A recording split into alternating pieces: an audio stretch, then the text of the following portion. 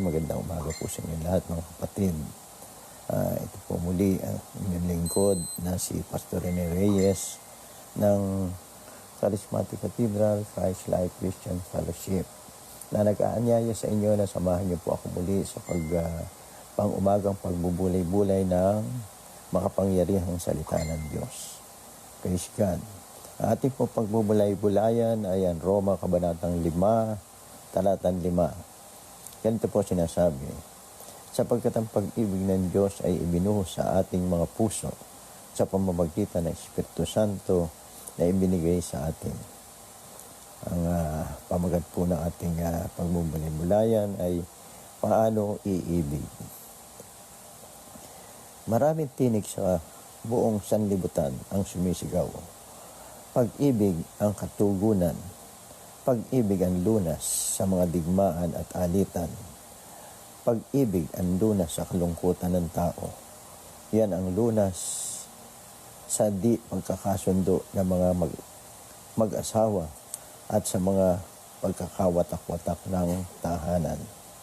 Pag-ibig ang lunas sa lahat. Magandang pakinggan at mahirap tutulan. Hallelujah. Ngunit ang mahalagang tanong ay paano iibig? Ang pag-ibig ba ay parang tubig sa gripo na bubuksan lamang at kusa ng lalabas?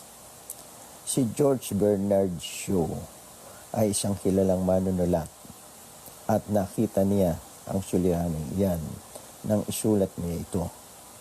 Ako'y tinuruan ng ako'y bata pa na kung mag-iibigan lamang daw ang mga tao sa isa't isa, magiging maayos ang lahat sa sanlibutan. Parang napakasimple at totoong maganda. Ngunit tuwing aking isasabuhay, ito aking natuklasang hindi lamang hindi kaibig-ibig ang ibang tao, kundi pati ako ay hindi kaibig-ibig. May tatlong salitang karaniwang ginagamit ng mga Griego patungkol sa pag-ibig. Ang isa'y eros, na kailanman ay hindi ginamit ni Jesus, at ang mga sumulat ng Bagong Tipan. Ito'y ang pag-ibig na magkasintahan na karaniwan nating nasasaksihan ngayon. Ang isa pang salita ay philia na 45 beses na ating mababasa sa Bagong Tipan. Ito ang salitang ginagamit ng mga Griego noong tungkol sa pag-ibig na mula sa damdamin ng isang tao para sa kanyang kapwa, tulad ng pag-ibigan ng mga magkakapatid o magkakamag-anak. Ngunit ang salitang pinakamadalas gamitin sa Bagong Tipan tungkol sa pag-ibig ay ang agape. Ang layunin ng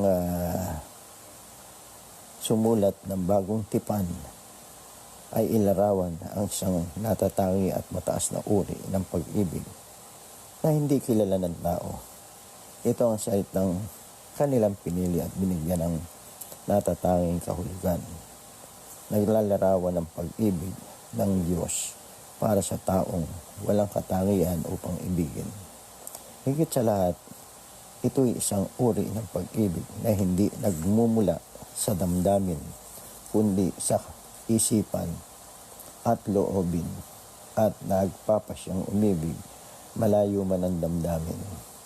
Ito ang uri ng pag-ibig na walang hangarin kundi ang kabutihan ng iba. Kaya't nasabi ni Jesus na ibigin ninyo ang inyong kaaway. Ngunit ang pag-ibig na yan ay maaari lamang magmukal sa Diyos.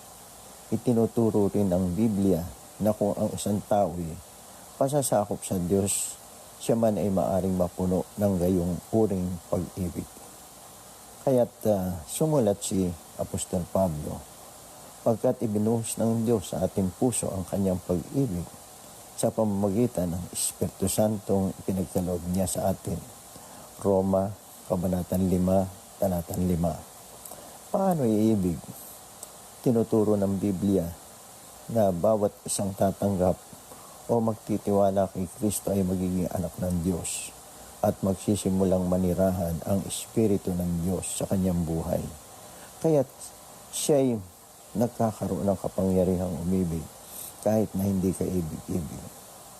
Pag-ibig ang lunas sa lahat, ngunit ang pag-ibig na yan ay maaari lamang manggaling sa Diyos. Yan ang kailangan ng sanlibutan. Yan din ang kailangan nating lahat, mga kapatid. Kailangan nyo, kailangan ko. Purihin ng Diyos. Maraming salamat po sa inyong lahat, mga kapatid, sa pakikiisa nyo sa pagbulay-bulay ng salita ng Diyos sa umagang ito. Patuloy po kayong pagpalain ng Panginoon. Have a nice day.